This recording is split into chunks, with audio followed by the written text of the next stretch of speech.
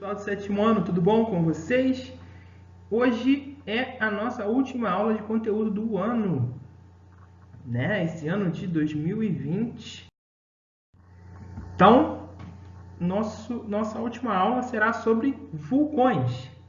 Esse conteúdo, né, está entre as páginas 261 e 270 do livro 4. Então, vamos lá conhecer essa força da natureza que são os vulcões. Então, o vulcão, a gente imagina uma montanha, né, que espere lava, mas ele tem várias partes, né? Então, vamos conhecer essas partes do vulcão. Então, a abertura do vulcão é de onde sai a lava, tá bom? Então, ela pode ser chamada de cratera também, e é ali que permite a saída do magma para a superfície, né? Para sair de dentro do vulcão, tá? Então, como o vulcão, ele funciona, né, como um alívio ali de pressão do magma que está ali dentro, muito quente, dentro da Terra. Então, essa abertura, né, seria essa válvula de escape, né, para esse magma, para diminuir a pressão lá dentro. Quando está tendo atividade vulcânica, a lava, o magma, tá? Ele é rocha derretida. Então, essa rocha que a gente vê aí, né? A brita, por exemplo, imagina, é tão quente que consegue derreter o granito, a brita, tá? O mármore, todo esse tipo de rocha é derretida. Mas só que lá durante quando o magma está saindo, pode ter explosões e saírem fragmentos de rocha sólida, tá bom? Que são chamados de piroclastos. E esses fragmentos de rocha podem voar quilômetros e quilômetros de distância ali durante a explosão do vulcão, tá? Durante a erupção. E a lava, né, é o que? É aquela porção do magma que escorre na forma líquida ali pelas encostas dos vulcões. Então, imagino que vocês já tenham visto algum vídeo, alguma gravação de um vulcão, né, em atividade, e aquela lava incandescente saindo, né, vermelha, alaranjada, escorrendo pelo vulcão, tá? Então, a lava nada mais é do que o magma derretido, tá? E não só tem essa porção líquida que é o magma, também tem gases vulcânicos e cinzas. E isso é muito perigoso, tá bom? Então, são formados também gases, tá bom? E, por exemplo, pode ter gases tóxicos. Então, por exemplo, o dióxido de enxofre é bastante tóxico. Ele tem um cheiro de ovo podre, tá? Então, isso você consegue perceber um local que tem atividade vulcânica, esse cheiro bastante pronunciado, e ele é muito tóxico, pode levar à morte. Tá? Ele libera, por exemplo, dióxido de carbono também, entre outros gases. Então, quando está tendo erupção, podem sair esses gases, formar uma nuvem gigantesca de gases e cinzas, tá? Que pode se estender por quilômetros e, inclusive, intoxicar a população que vive ali por perto. Então, durante uma erupção, a lava é um problema, mas também os gases vulcânicos são um problema maior ainda. E essas cinzas também, porque, por exemplo, isso pode criar uma grande nuvem e fechar, por exemplo, o espaço aéreo. Então, isso pode ser prejudicial para as atividades humanas. Então, as populações que vivem ali no entorno podem ser obrigadas a sair dali, né, por causa do risco de inalar essa fumaça tóxica e a população ficar doente ou morrer.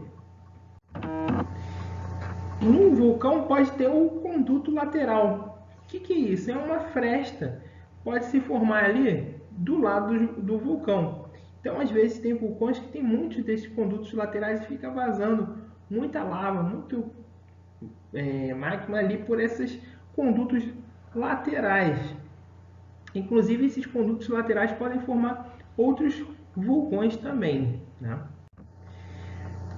A câmara magmática, né, é o coração né, do vulcão. Por quê? É ali onde o magma, né, tá? Então, o magma é o que? É rocha fundida, é rocha derretida e fica ali armazenado, tá bom? E dali que vai sair então por aquele conduto e sair pela abertura. Beleza? E, como eu falei, o conduto, né? É como se fosse ali uma chaminé, o caminho na vertical por onde o magma vai sair, né, do interior da Terra e vai sair pela superfície lá pela abertura, tá? Então, é assim, essas partes que formam um vulcão. Então, para você saber se uma região era um vulcão ou não, né, você tem umas determinadas características que você consegue saber, né? Então, existem muitos vulcões hoje em atividade ao redor do mundo, porém não em todo lugar. Eles estão localizados ali principalmente no encontro entre placas tectônicas, que é o lugar que vai ter mais atividade, né? Tectônica, mais atividade de movimento entre as placas, e ali é onde o magma vai ter oportunidade de sair, e esses caminhos de saída dele pode ser um vulcão. E uma erupção, né, pode ser de diversos tipos, tá? Podem ser explosivas, efusivas ou mistas, tá? A erupção explosiva é o que? A lava ela está muito viscosa, ela está uma pasta muito densa, e aí os gases que saem juntos, ela meio que atrapalha eles a saírem, isso vai acumulando ali, e aí o que vai acontecer? Essa expansão dos gases, a temperatura muito alta, essa lava que não flui direito, vai gerar uma pressão muito grande, uma explosão muito grande. Então elas, por exemplo, vai ficar jogando muito piroclastos para fora, entendeu? Então vai jogar um monte de pedaços de rocha ali, né, para fora do vulcão. Então vai ser explosivo, vai ser algo bem perigoso, tá? Mas ela pode ser, por exemplo, efusiva. Então a lava ela está mais derretida, ela está menos viscosa, aquela pasta mais fluida, tá? E aí os gases são liberados com mais facilidade, não forma aquela massa que vai atrapalhando os gases a sair. Então os gases vão conseguindo sair, tá bom? E aí a lava também sai e vai derramando. Então ela é mais tranquila, tá? Porque a lava vai derretendo não, desculpa, ela vai saindo, escorrendo, tá? E os gases vão sendo liberados. E ela pode ser mista, ou seja, ela pode ter um comportamento explosivo e efusivo. Ora, né, pode ter ali grandes explosões e ora essa lava pode estar escorrendo, né, sem as explosões. Então, vai depender. Eu não queria estar perto de um vulcão explosivo. E vocês? Né? Acho que o vulcão explosivo é perigoso. Né? O efusivo ali, ele também né? Vai estar liberando lá muitos gases e tudo, os gases tóxicos, mas pelo menos não vai ter grandes explosões e essa lava vai ficar escorrendo mais, né? Então é só você não ficar perto da lava. Então, se você vê algum filme que tem lava, tá chegando alguém perto da lava, é mentira, porque aquilo é tão quente que você não tem como ficar perto. Mais de 1000 graus, imagina isso. É muito quente. Então o que acontece? Você chegar perto da lava, você vai se queimar. Então, se tiver algum filme, se vocês verem um filme algum dia, tá tendo uma erupção vulcânica, tá tendo lava e alguém tá passando ali perto da lava, né? É mentira, não dá, é impossível de tão quente que é, e a pessoa ia ficar carbonizada ali facilmente, tá? E aí, pessoal, como a gente está falando de vulcões, rocha derretida, a gente precisa entender o ciclo das rochas. Por quê? A crosta terrestre ela é formada de rocha, né? E essa rocha simplesmente é o magma, aquela substância pastosa lá do manto que vai se solidificando e formando essa crosta de rochas. Então, assim, se vocês repararem, é muito fácil a gente encontrar rochas por aí, né? Tem solo, mas tem muitas rochas. E vocês sabiam que se, por exemplo, a gente cavar o suficiente, a gente consegue tirar toda a camada de solo e embaixo de qualquer solo que existir, existe uma rocha que a gente chama de rocha matriz, tá bom? E essa rocha matriz que vai sendo erodida e vai formando o solo. O solo nada mais é do que rocha erodida, é rocha transformada em pó, né? Em pequenas partículas. Então aí a gente enxerga isso como solo, que vocês já mexeram na terra e tudo, por exemplo, argila, areia, tudo isso era rocha que foi sendo erodida, transformada em pequenas partículas, tá bom? Então, como que funciona o ciclo das rochas, tá? Então, as rochas são formadas a partir do resfriamento do magma. Então, esse resfriamento do magma vai gerar as rochas magmáticas, tá? Só que essas rochas magmáticas também são chamadas de rochas ígneas. Então, elas recebem esses dois nomes, magmática ou ígnea. Significa a mesma coisa, a gente está falando do mesmo tipo de rocha. Aquela rocha que teve origem da solidificação do magma. Essa rocha magmática, então o magma foi subindo, foi resfriando e formou essa rocha, tá bom? Essa rocha pode sofrer modificações. E que modificação pode ser essa? Essa imagem aqui está lá no livro de vocês vão conseguir ver essas bolinhas vermelhas e azuis que estão com texto com mais detalhes, tá bom? Mas eu vou explicar para vocês aqui o esquema geral. Então, o que acontece? A rocha magmática, ela foi formada. Então, ela vai começar a sofrer processos de erosão, ou seja, a chuva, tá? Chuva, geleiras vão o quê? Fazer o quê? Arrancar pequenos fragmentos, né? E vai dissolvendo essa rocha ali. E também o que pode acontecer é a dilatação térmica. Aquela rocha fica exposta ao sol. Então, durante o dia ela esquenta, de noite ela esfria. Esquenta, esfria, esquenta, esfria. Isso vai gerar o quê? Pode gerar uma rachadura. Rachaduras, essa rocha pode ir se fragmentando, tá? Então, ela vai sofrendo erosão e vai formando essas partículas. E essas partículas podem ir se acumulando numa determinada região, então vão escorrendo de lugares mais altos indo para lugares mais baixos, formando um sedimento. Esse pozinho que sai das rochas, esses fragmentos que saem da rocha, a gente chama de sedimento, tá? Esse sedimento vai se acumulando ali e vai camada sobre camada formando ali um sedimento. E conforme a pressão aumenta, por quê? Se lembra lá da atmosfera que eu falei? Uma camada de sedimento, vai sobre outra, vai empilhando, fazendo uma pilha. Isso vai o que? Aumentando a pressão para quem está embaixo.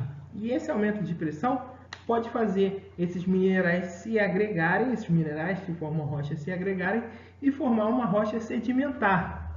E a rocha sedimentar, ela vai ter como característica linhas, camadas. Então, quando você pegar uma rocha sedimentar, ela não é tão firme, tá? Dependendo, ela pode se desfazer facilmente, mas ela, por exemplo, pode ter linhas ou camadas, diferentes camadas, tá? Inclusive, tem um exercício no livro de vocês que pergunta isso. Mostra um morro assim, todo erodido, com diferentes camadas. Aquilo é uma rocha. É uma rocha que já estou dando a resposta para vocês. Sedimentar, tá? E eu esqueci de falar, a rocha ígnea, ela tem como característica ser muito rígida, muito firme, tá bom? Já a sedimentar, ela pode quebrar ali com mais facilidade. E o que acontece? Essa rocha magmática, ela pode sofrer um processo dela o quê? Ir para camadas bem profundas da Terra, não suficiente para ela derreter de novo e virar o magma, mas com muita pressão lá embaixo, tá? Ou elas podem simplesmente ter se solidificado dali do magma e ficar numa porção ali da crosta que não é quente o suficiente para ela virar magma, tá bom? E nem frio o suficiente para ela ficar sólida sem sofrer alteração. Então ela fica num estágio intermediário em que tem muita pressão e calor o suficiente, e que acontece? Os minerais que compõem essas rochas podem sofrer modificações. E esses minerais eles vão ter preferência para ficar igual com igual. Então, por exemplo, tem um determinado tipo de mineral nessa rocha. Tem 3 tipos de minerais. Eles vão preferir ficar o igual com igual. Então, um mineral que é igual ao outro vai se juntar e eles vão se juntando. Então, por exemplo, vocês já viram um granito, aquele granito que tem na pia ou ali na soleira de porta, na janela. Se vocês repararem o granito, ele pode ter, por exemplo, manchinhas pretas, manchinhas cinzas, manchinhas brancas. Então, esses são os diferentes minerais que essa rocha que ficou ali, né, num local com muita pressão e uma temperatura relativamente alta, ela fica maleável ainda e esses minerais vão se deslocando e vão se agregando. E aí que você vê, vai ter aquele mineral mais escuro, um mineral mais clarinho, um acinzentado. Então, você pode ver que eles estão agregados. Isso é uma rocha que a gente chama de metamórfica, porque ela sofreu metamorfose, né? Ela se transformou de rocha magmática para uma rocha metamórfica. Isso pode acontecer também com uma rocha sedimentar. Essa rocha sedimentar pode sofrer esses processos de pressão, né? Elas irem para camadas bem profundas da Terra. Então, que é muito quente, com muita pressão, elas sofrem essa transformação e virar também uma rocha metamórfica, mesmo processo que aconteceu com a magmática. E a rocha metamórfica, ela pode sofrer, assim como a magmática, ela pode sofrer destruição, né? Erosão, e ela pode, por exemplo, ir de novo para camadas mais profundas da Terra, virar magma e virar uma rocha magmática novamente, tá bom? Então, esse é o ciclo das rochas. Bem complicado, demora milhões e milhões de anos para acontecer isso tudo, tá, pessoal? Não é de uma hora para outra, não. Então, com o ciclo das rochas, a gente fecha a nossa matéria toda do 7º ano, tá, pessoal?